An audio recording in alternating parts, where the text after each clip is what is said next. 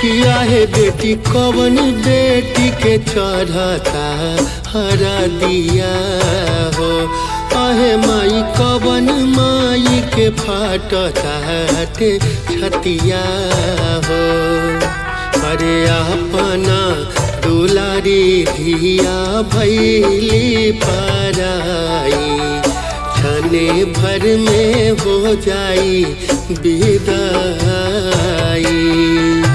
अरे ये सोची सोची हमरो चिहू के शरीरिया रही रही आवता रोआई।